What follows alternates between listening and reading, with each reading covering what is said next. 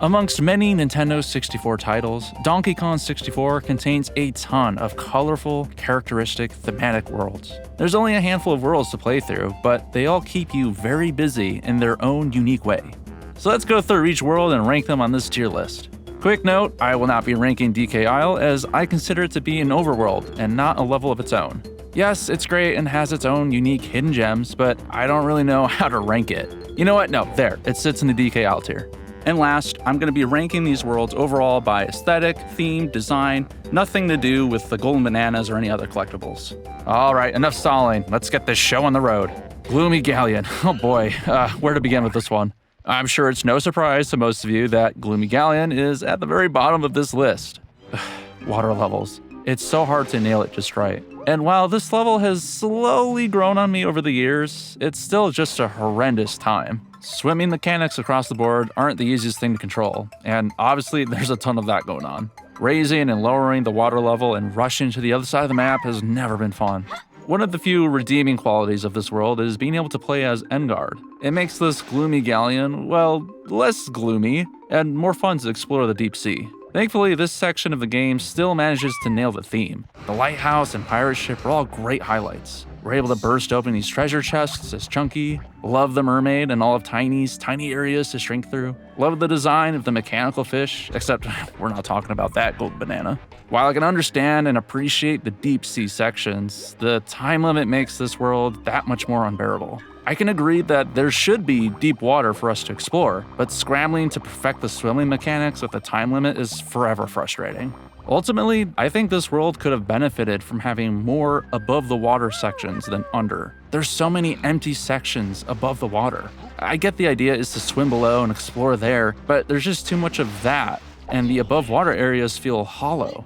But the land sections work pretty well on their own. I love to see things shift more 50-50 than the current 70-30. Look, it's always been that world that I want to avoid and finish as fast as possible. No turning back. Crystal Caves. I had a hard time figuring out where to place this world on the list. On the one hand, I really like the ice cave design of this place, but also the koshas stationed above to smash the ceiling rocks to crumble down is super annoying and frustrating. One moment it's soft and peaceful, the next it's chaotic and you're scrambling to avoid taking damage right in the middle of a task. It's unique, I'll give them that, but I think it comes off more annoying than anything else. I've always found the layout of this world difficult to remember, and it's kinda easy to get lost. And on top of the chaos from the ceiling collapsing, it's easy to fall off cliffs into the small body of water and get stuck climbing right back to where you were. I wish there were more ice themes in this world overall. The igloos and ice blocks are a great start. The ice castle is a fun, welcoming design, but we're not going to talk about what's at the very top.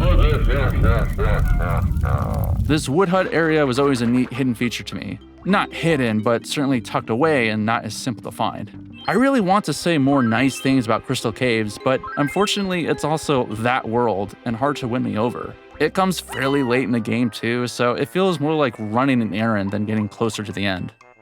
Jungle Japes. The very first world you get to explore in this game is Jungle Japes. And while it's pretty low on the list, by no means do I consider it a bad world. This is the medium world, right there in the middle when it comes to the other ones. It's the first one after all, so difficulty and exploration isn't all that expected from the players yet. It's sort of a tutorial level without playing as a tutorial. For starters, the theme is spot on for a first level. It's exactly where one would expect the Kongs to be. A jungle. Trees, ropes to climb, water to introduce swimming mechanics, but it's not overwhelming like Gloomy Galleon. Caves to take you from point A to B, teaching the players that exploration will be required in this game. This hidden storm area, while it doesn't make a whole lot of sense, offers more diversity to this world. It makes things a little easier to remember the layout, and it's more than just the same jungle. And what's neat is you get to play as Rambi, so early in the game too. It's rather on the small end, and some of Chunky's tasks feel tacked on kind of last minute, but also the game is kind of telling the player that other characters will help you progress in this section. Huh? Donkey Kong can't get over here will eventually turn into, oh, Lanky! Now that I have Lanky, I can get over here. Yes, it's a lot of backtracking, but we've established before that backtracking is a core issue in this game. Moving on. Like I said, it serves its purpose. It's the first world. Hideout Helm. This is the moment all players have been waiting for. Officially stomping around the enemy's headquarters and putting an end to K. Rool's plans. It feels so rewarding getting to this point of the game. The Kong's abilities are maxed out, you've collected everything you need to get here, and dumped hours into the game. It's go time. It's cool using each Kong to advance further into the hideout. It's one of the few linear worlds, and you can really feel yourself moving together as a team. Each member needs to take out parts of this big bad machine in the center, which then unlocks the next door to K. Rool. It's kind of similar to the ending of Ocarina of Time. As you get further and further into the hideout, you'll recognize some areas that have been used during the cutscenes, including K. Rool's throne. That's an awesome feature to the game, and it's pretty rare to be lurking around an enemy's territory like this. I just love everything about it. One small nitpick that I have, and I'm sure most people have, is the countdown clock. It certainly adds a level of anxiety and has the player feeling rushed. At times, I feel I have less opportunities to explore and take in the world around me. But I think there's more than enough time given as long as you hustle. I don't recall ever running out the clock, and I actually don't know what happens if you do. The world is pretty tiny in comparison to the others, but hey, it's not really meant to be another humongous world after all. That would be exhausting. I think Hideout Helm serves its purpose. It's right there in the middle, and I love being able to creep around K. Rool's room. For the second world to be introduced in this game, it really steps up after Jungle Japes. It's a big world, and at times, maybe too overwhelming. But there's tons to explore, and it's quite rewarding. The theme is absolutely perfect. They really nailed it. From the music, to the tombs, the llama friend that we help, the Feed Me Tower, this Aztec is definitely angry.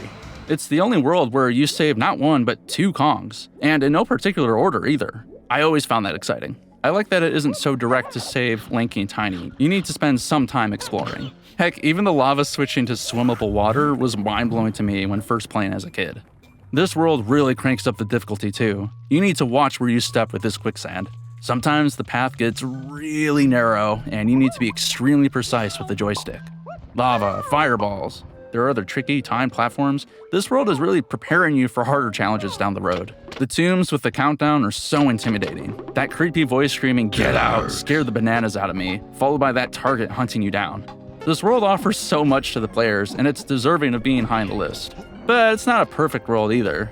Like I said, it can get a tad overwhelming though. It's a big, spread out world, so it's easy to get a little lost. And, well, for a backtracking game, this world requires quite a bit of backtracking.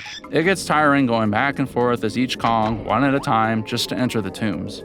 And who could forget Diddy Kong's jetpack? While we're not ranking these worlds based off of golden bananas, this is the world that introduces the jetpack to us. And I think I've said enough. If you know, you know. Fungi Forest. At first glance, there is a ton to love about Fungi Forest. While it has some flaws, let's take a look at all the great aspects of this world. It really feels like a huge step up to Jungle Japes. It's a lot bigger, but has so much character to it. There's a clock greeting you at the beginning, allowing you to switch back and forth from day and night. Instead of trees, there are tall mushrooms to climb, and trampoline-like mushrooms. Why, even some of the enemies are disguised as mushrooms. You gotta watch where you walk. Chunky has a fun minigame upon entering this well. Love this creepy conveyor belt room with the water wheel outside and spider mini-boss for Tiny. Saving the worm and the apple from these giant evil tomatoes, poison ivy. There's just so much character in this world. They really did a lot to the theme. This section of the world can be hit or miss. There's a lot to explore in this large mushroom building with several floors to climb up. But it's one of those things that isn't the easiest to navigate from point A to B, and if you fall down, it's a pain to get back up. For some reason, the ladder mechanic is just too complex for my tiny brain. The day and night switching mechanic seems to be a hit or miss for some people. Personally, I'm a fan of it. It makes this world that much more unique. I like being able to explore more areas of the world based on what time of day it is. Different enemies come out at night, so it's more than just switching the layout. But I can absolutely see the frustration in this system, as it adds even more backtracking. Maybe it would work better if one section of the world was permanently daytime and the other was night. I don't know. The whole point is that the layout changes when you switch over. But to each their own. You and I already know it, but this rabbit here will be the death of me. But again, we are not considering golden bananas for this list. But at the end of the day, it's a creative world and I'm a big fan of it. I truly enjoy Frantic Factory. It's an awesome world, and it gives you a similar feeling to Hideout Helm. You know, that feeling of exploring enemy territory. The theme is really unique. It plays to the factory or toy aspect. Metal latch door, automatic doors opening and closing, the toy blocks room and dice enemy, Tiny's race car challenge, Chunky battling this toy giant. There's so many unique rooms and characters that pop out. Even this main tall factory room is a hit to me. While it's awfully challenging to climb to the very top, from moving platforms to rolling conveyor belts, it's a mighty feeling getting to the top. Just don't fall down, it requires a lot of patience. I can't find much to nitpick about this world. There are awfully small nitpicks here and there, like how confusing the layout can be at times, but I have a lot of fun in Frantic Factory. One thing, as frustrating as the old school Donkey Kong game is, it's pretty awesome that they found the perfect place in the game to store it. It just makes sense here. But hey, we are not ranking this world based off of golden bananas. But still, this one is deserving to be at the top of the list. Alright, last one on the list. I'm sure you've been waiting for it. Creepy Castle. I hear it over and over again. People love this world, and I can't blame them for it. It's really well done. I can't think of a world that better nails it when it comes to the theme. Rare went to a Spirit Halloween store and decided to let the Kongs go exploring on their own.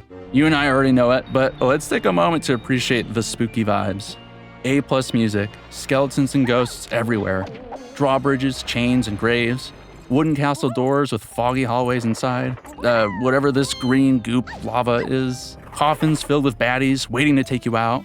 Donkey Kong has this creepy cart minigame, this spooky tree that you can explore. The entire aspect of the castle, both inside and out, is top-notch. Each level on the inside of the castle has plenty to do without being overbearing, while the outside has easy navigation. It's one of those two levels where you can't get lost. It's big, but well constructed. Climbing to the top of the castle is one of the best aspects of this world.